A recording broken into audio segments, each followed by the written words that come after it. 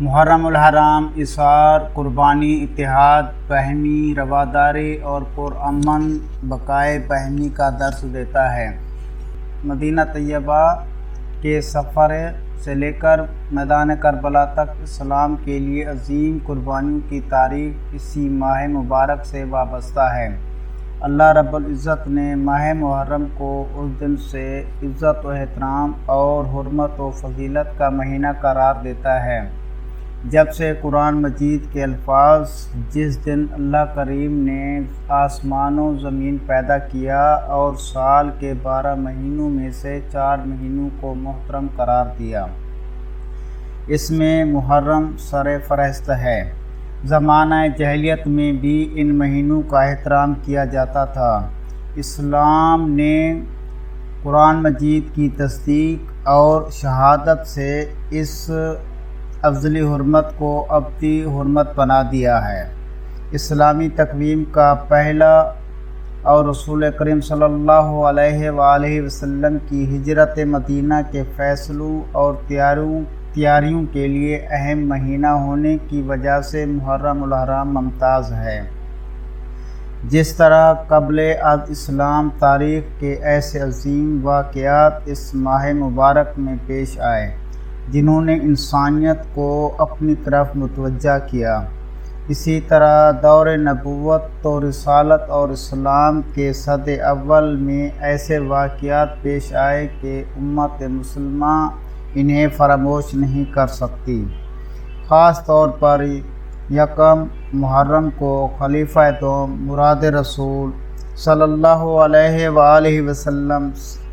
سیدنا حضرت عمر فاروق اور 10 محرم الحرام کو نواسہ رسول سیدنا حضرت امام حسین رضی اللہ تعالی عنہ کی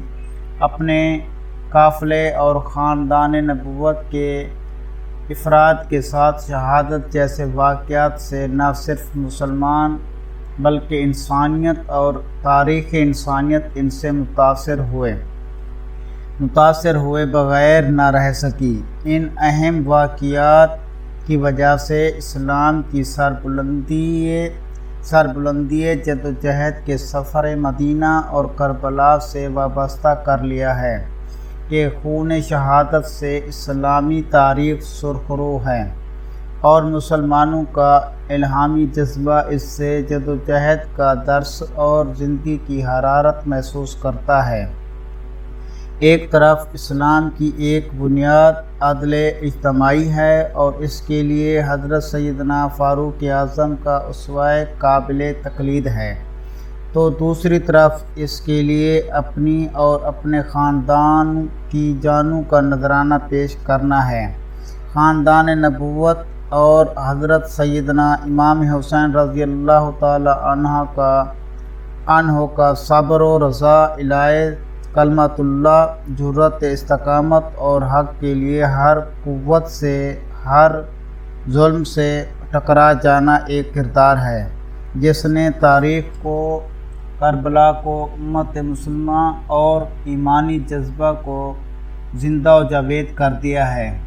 میرے معزز دوستو، ان قربانیوں کا سب سے بڑا درس یہ ہے کہ ذاتی جذبات و خواہشات اور مفادات کو کسی بھی عظیم مقصد کے لیے قربان کر دیا جائے۔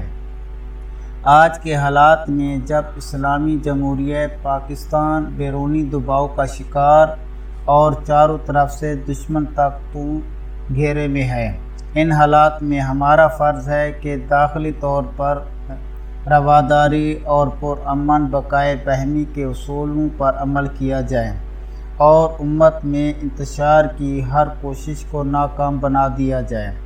اور وقت کی ضرورت اور محرم الحرام کا پیغام اور امت کی عظمت کو بحال کرنے کی سب سے بڑی تدبیر بھی۔